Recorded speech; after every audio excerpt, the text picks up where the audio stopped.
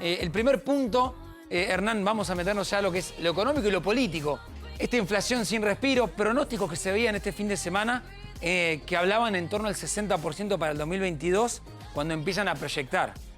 Sí, efectivamente. Lo que tenés es que algunas consultoras básicamente lo que hacen es un cálculo, es decir, bueno, si fue 50 básicamente en el 2021, le agrego algunas cuestiones vinculadas a los precios regulados que no estarían tan regulados o tan bajos como en el 2021. Particularmente estoy hablando de las tarifas. Es decir, bueno, si las tarifas en lugar de 6 a 9 como fueron en el 2021 son de 17 a 20, ahí vas a tener una inflación adicional. Mi mirada es distinta respecto de los componentes de la inflación, con lo cual en general los pronósticos son difíciles de imaginar, sobre todo en la economía argentina, pero la verdad que hay que mirar otras variables y, por ejemplo, cómo se mueve el tipo de cambio, y probablemente también los regulados y demás, ¿no? Mencionábamos también el impacto económico, el ausentismo en alza en las empresas, todo lo que está dando el impacto del coronavirus, metiéndonos también con el tema de inflación. ¿Qué es lo que están viendo ustedes, José Luis? Bueno, yo dejo mi rol de diputado, de político, hablándolo como economista profesional, diría, coincido con que el piso es 60 y si no hay acuerdo con el fondo podemos llegar a tener un shock de incertidumbre que lleve la inflación más alta, todavía hasta 100%. ¿Crees que hay lugar para un no acuerdo con el Fondo Monetario? Mirá, la verdad que es un tema muy político y la verdad que no me atrevo a pronosticarte, es una decisión muy política ya acordar o no con el fondo.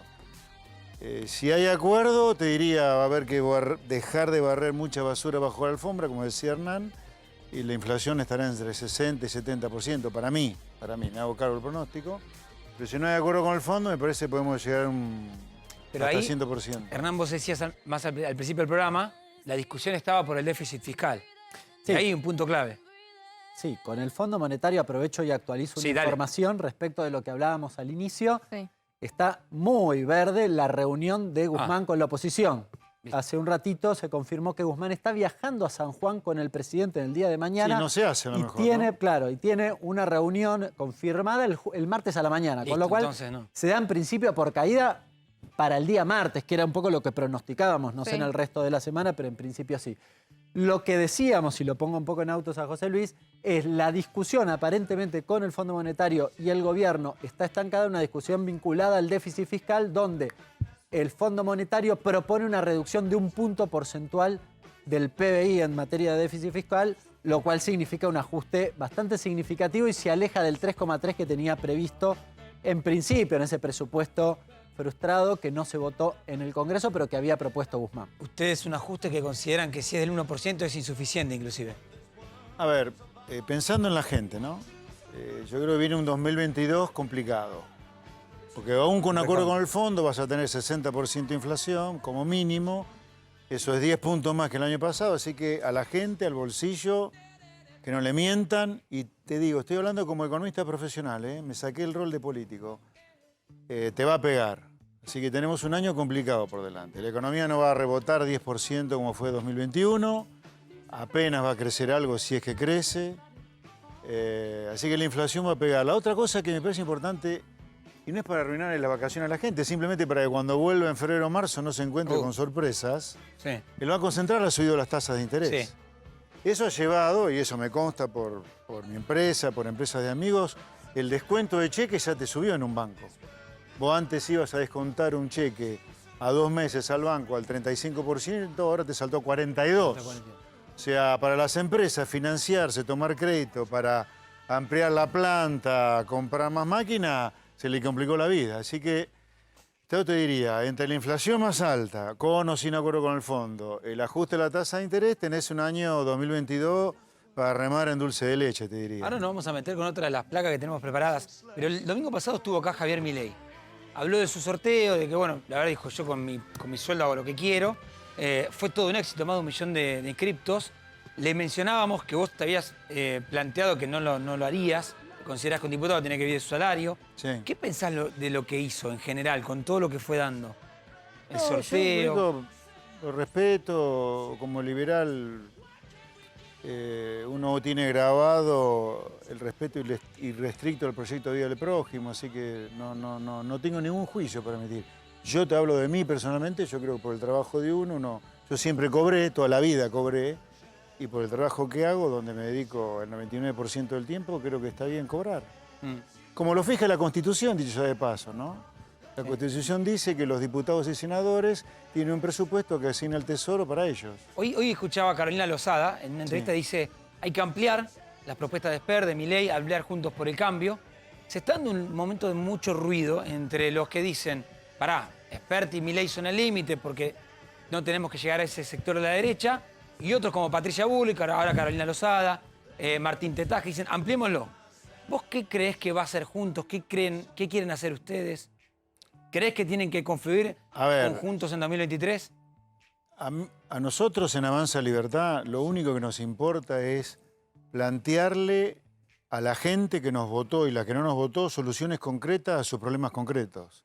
La gente no llega a fin de mes, la gente tiene miedo a perder el trabajo, tiene miedo por la inseguridad, tiene miedo si empiezan las clases o no, qué pasa con el COVID o no, con el pase sanitario o no pase sanitario. Nosotros le apuntamos a esos problemas concretos. Si para solucionar esos problemas concretos nos apoya A, B, C o D en el Congreso en nuestros propios proyectos, bienvenidos. Ojalá que nos acompañen la mayor cantidad de bancadas posible, porque el único motivo por el cual estamos acá en política, Carolina Píparo, yo, nuestros diputados provinciales y la decena que tenemos de concejales, es apuntarle de manera muy concreta a los problemas de la gente. Avanzamos con algunas otras placas de la actualidad que íbamos marcando más temprano. Nos metíamos con el tema fondo. Cafiero, Hernán, entonces confirmado el martes con Blinken, su par en este sentido. El 21 de marzo vencen estas cifras, 2.800 millones de dólares con el Fondo Monetario. Sí, efectivamente lo anticipábamos antes, secretario de Estado Blinken en realidad es una especie de canciller o encargado de las relaciones internacionales, pero es a la vez el sucesor, si querés, natural de Biden, con lo cual tiene un rango un poco más significativo en lo que es la estructura norteamericana. Efectivamente, en marzo te vence esta cuota con el fondo, lo habíamos dicho en infinidad de oportunidades, es una especie de deadline de la relación con el fondo. Esos dólares no los tenés. No los tenemos. No podés usar los DEX. A ver, a mediados del año pasado el Fondo Monetario emitió moneda, por decirlo de algún modo, y a todos los que participan en el fondo recibieron una parte en esta moneda que se llama DEC, que básicamente es la del Fondo Monetario. La Argentina recibió algo así como 3.600 millones de dólares. ¿Qué es lo que está usando para pagar? Acá hay cierta contradicción. En realidad el fondo los había emitido y se los dio a los países para atender la pandemia. Nosotros vamos para pagar la deuda con ellos. Claro, como la Argentina le debe, usó eso para pagar, con lo cual no pudo atender la pandemia con esa cuestión.